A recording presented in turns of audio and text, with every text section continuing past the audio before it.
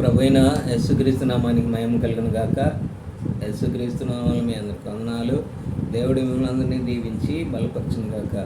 పరిశుద్ధ గ్రంథం బైబిల్ దేవుని యొక్క వాక్య భాగాన్ని చదువుకుందాము.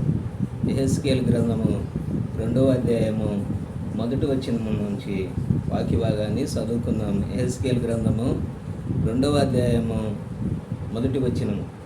నరపుత్రుడా, నీవు చక్కగా నిలబడుము, నేను నీతో మాట్లాడవలెను అని ఆయన నాతో మాట్లాడినప్పుడు ఆత్మ నాలోనికి వచ్చి నన్ను నిలబెట్టును.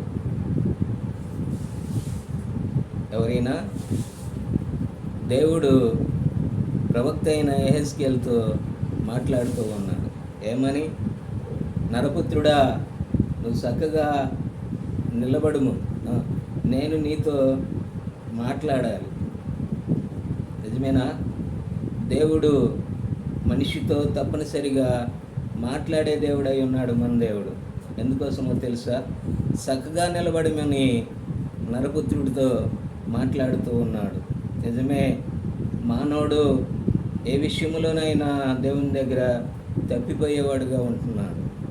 అందుకనే నిజంగా తప్పిపోయిన మానవుణ్ణి నిజంగా ఆ యొక్క నరకములో నుండి, నాశనములో నుంచి విడిపించాలని ప్రతి ఒక్క కాలంలో, ప్రతి సమయంలో దేవుడు మాట్లాడేవాడై ఉన్నాడు.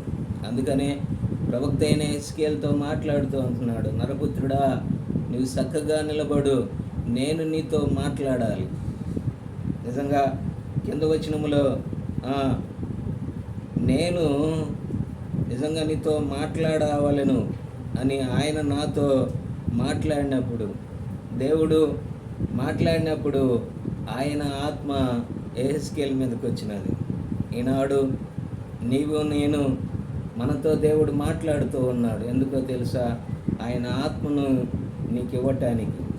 ఆత్మ పొందుకోకుండా నిజంగా లోకములో, పాపములో మరి నీవుంటే నిజంగా తిరిగి జన్మించు, మారు మనిషి రక్షణ పొందు, చక్కగా నిలబడు, నీ యొక్క జీవితాన్ని మరి చక్కగా చేసుకో, దేవుడి దగ్గరికి రా, దేవుడిచ్చే యొక్క ఆశీర్వాదం పొందుకో.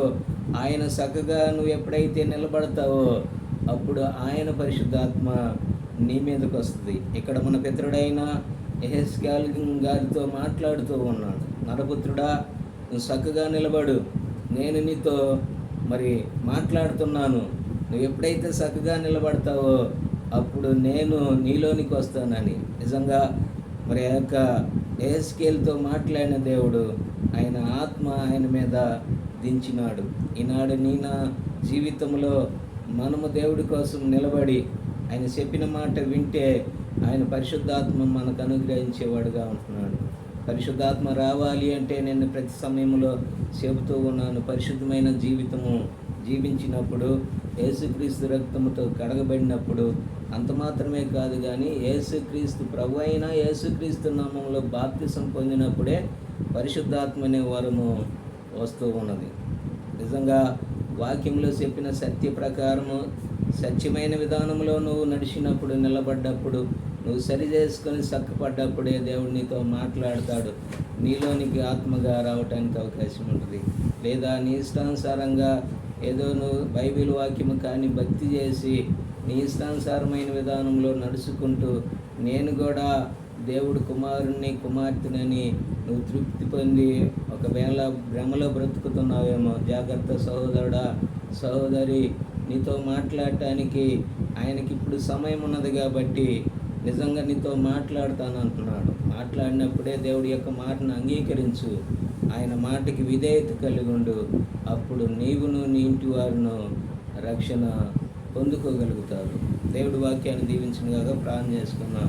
మహాపరిశుద్ధుడు తండ్రి, సర్వశక్తిమంతుడా యేసుక్రీస్తు ప్రభువా, అయా యెహెజ్కేలుతో మాట్లాడిన దేవుడు ఈనాడు మీరు మాతో కూడా మాట్లాడతారు కాబట్టి మా జీవితాలను చక్కచేసి సరిచేసి అయా మీ రాజ్యంలో మేము ఉండులాగున మీ పరిశుద్ధాత్మ మా మీద కుమ్మరించి వాక్యానుసారమైన క్రైస్తవ జీవితంలో ముందుకు నడిచి అయా వాక్యానుసారమైన యొక్క క్రైస్తవ బాప్తిసాన్ని ప్రభువైన యేసుక్రీస్తు నామములో బాప్తిస్మాన్ని మేము తీసుకొని అయా నీ కోసం నిలబడి సిద్ధపడటానికి సహాయం చేయమని యేసు ప్రభు నామములో ప్రార్థించి అడిగి వేడుకొనుచున్నాం. ఆమేన్. దేవుడి బిడ్డలారా, మరి ఈ వీడియోని లైక్ చేయండి, షేర్ చేయండి, ఈ యొక్క పరిచర్య కొరకై ప్రార్థన చేయండి.